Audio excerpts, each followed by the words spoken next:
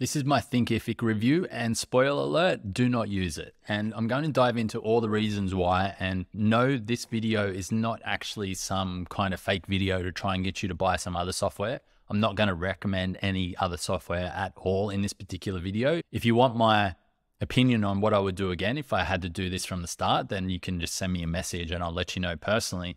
But I just really want to warn people of how ridiculous this platform is, especially because they have so many 5-star reviews that it gets confusing and you get caught up in the hype.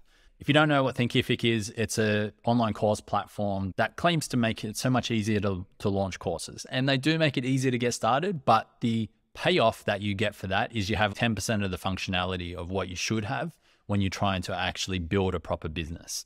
If we look at these reviews here on Trustpilot, the only way that I can understand these 5-star reviews is, as I read a few of them, it's by people that have just signed up for the first time. They're probably not even making any money yet, and they just don't really know what you actually need in order to build a successful online business.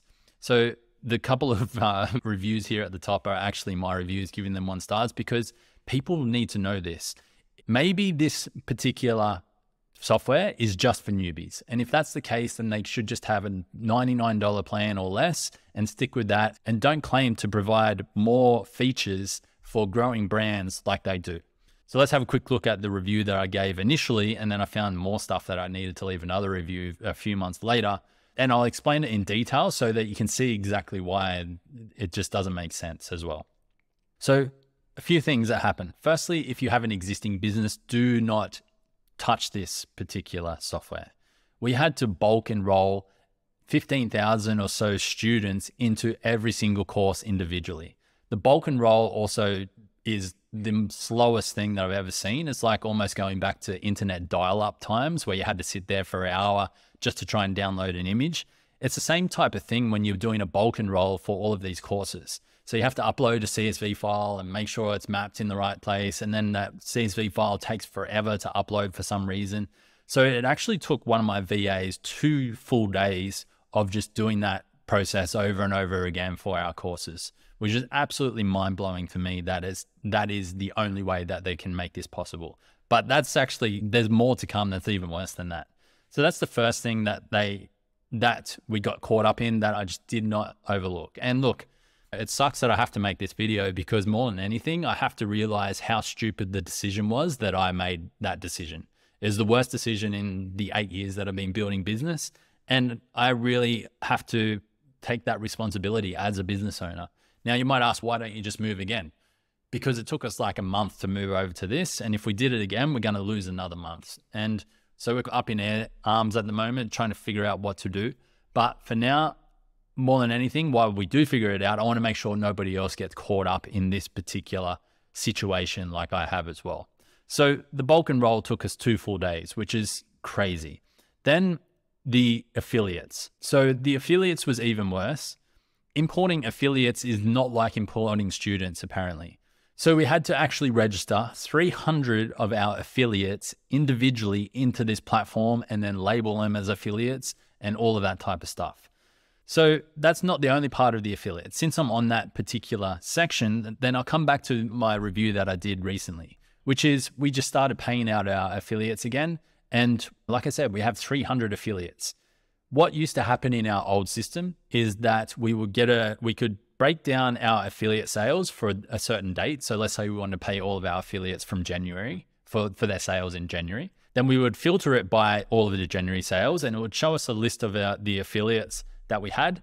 And for some of them, we could bulk pay them and then just tick them off, and they would give us an invoice to say that we paid them. And for the others that we couldn't bulk pay, then we would jump in, hit 3 buttons, and they would be paid.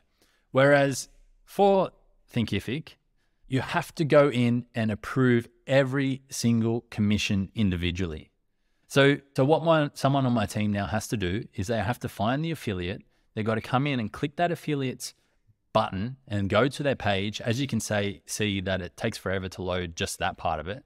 Then they've got to individually click approve on all of their individual commissions. This one makes it easy because there's just 2 commissions, but some of our affiliates have 100. Plus, when you click this button, it's an easy 3 to 5 seconds per click to go through the whole thing of the screen loading. It's just so slow in the back end as well.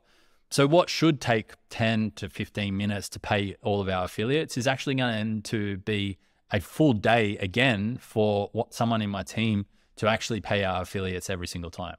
So I actually sent them an email about this. This is the most ridiculous thing that I've ever seen. Like, how has nobody else complained about this for the entire time that you've been operating? And they just send back the typical thing that every support team that doesn't really care about their customers says, oh, thank you, our team will look into that for you. Maybe it'll be a feature in future. Yeah. So far, if you have a lot of students or plan to have a lot of students, and if you have affiliates or plan to have a lot of affiliates, do not touch this platform. But that's not all. Let's continue, shall we? So the video player is super old and outdated.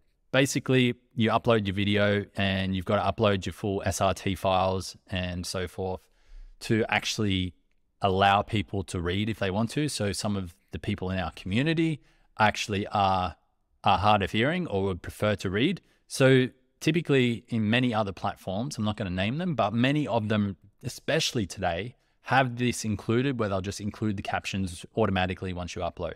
It's not that hard to do. All they need to do is just API into the OpenAI API or Whisper and transcribe each video. It will cost them cents per video to actually do. And for their ridiculous prices as well, then they've got plenty of margin to make that happen. But again, no, you've got to go in there, upload your individual SRT files for every single video. We've got 400 or 500 videos. So there's absolutely no way that we can do that for every video immediately. And you've got to do it that particular way. But that's not all. This is the part that probably blows my mind more than anything else, is think about a subscription program, right? So when you've got a subscription, your member comes in, they need to get tagged to say that they're a member.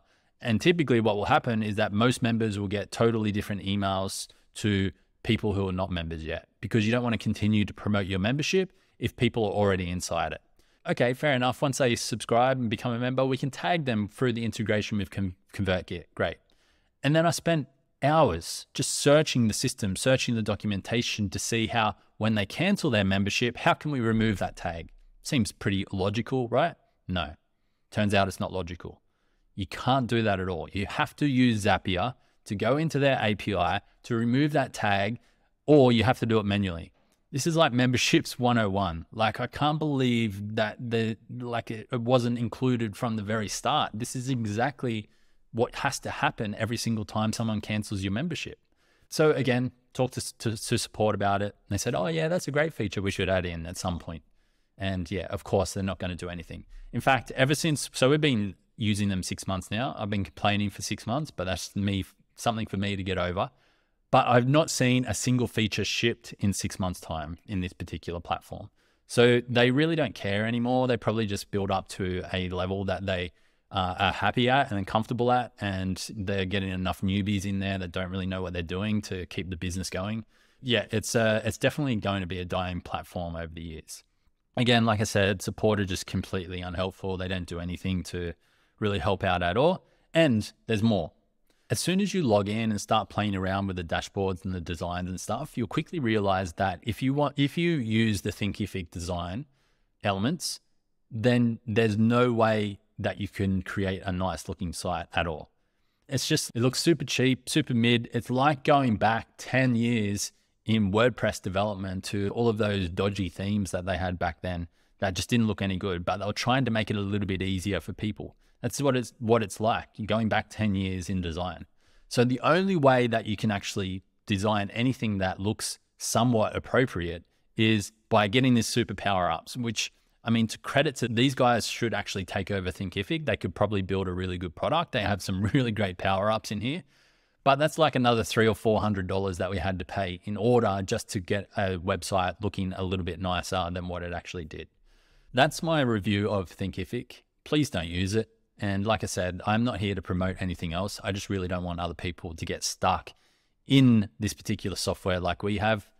Like I said, it's going to take us another month or so to move somewhere else, and we just don't have the bandwidth right now to deal with that. As soon as we can, we're definitely going to move away. But right now, we're stuck, and I don't want anyone else to be in this situation either. So that's why I'm putting out this video. So I hope this helps. And for me, I need to sit down and really think about the decision that I made and make sure that any decisions I make in future are thought out a whole lot better. Thanks for tuning in.